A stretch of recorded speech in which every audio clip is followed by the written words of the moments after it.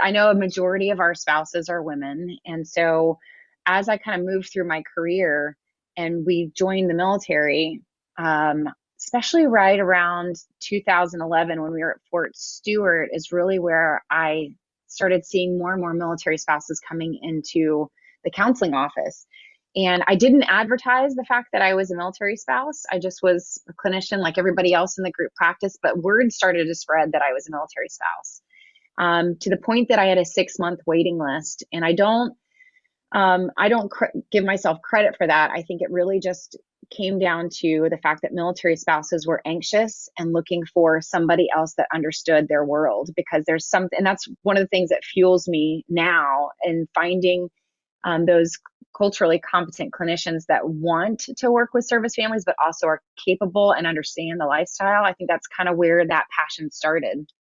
But as I started working to the point that my entire practice was only military spouses for a season there, I think that's where I started to really see what are the underlying issues that are going on under the surface that the military spouse community rarely talks about outside the counseling office. And I knew it wasn't just those that were coming in for counseling. Here I was as a clinician myself, and I'm feeling validated myself as I'm doing a session. I'm going through a deployment, or I'm trying to raise young children on the installation, and so as these spouses are coming into my office and sharing their ups and downs, their anxieties, their frustrations, they're just needing a place to vent, like just whatever they were coming to the office for, I'm sitting there going, I get it. Like, I need to go to a counselor too and vent too, because you're right. This is important. And there are things that we're not saying. And so I think that was the first wake up call for me to really start paying attention to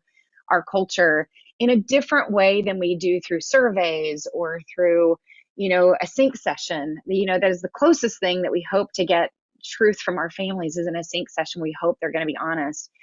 And so I think over the last, gosh, 10 to between 10 and 15 years of serving service families, and specifically a lot of spouses, I've just seen over time, building up even to this last year, this after 20 years of war and very little rest, and relocations still happening anywhere between every year to every 3 years, constantly uprooting your family, trying to advocate for your kids, trying to advocate for yourself. I mean, there's already life that's happening, but when you put military life on top of that, and then have this expectation that these families hold the foundation of support for our service members to go do the mission, it's a lot of pressure. And so, to answer your question, there's a lot happening, and our families are going through a lot, and they've been going through a lot for a very long time. And I think this past year, adding what the whole entire globe is also going through, which is COVID and racial riots, and I think that military families take those racial riots deeply personal too.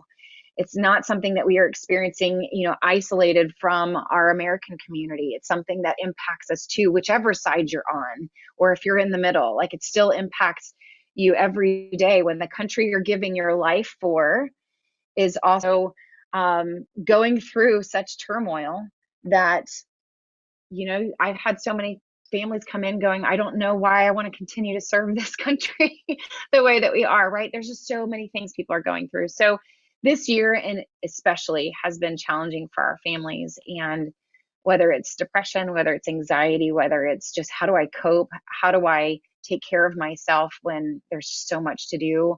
I'm really seeing it take a huge toll on our families. Definitely something that I experienced myself too. Those of us that are helpers, we're also going through all of this at the same time. It's difficult to be a helper when you're going through the same thing that your clients are going through. And so I know if it was stressful for me, then it was definitely stressful for everybody else that I was serving.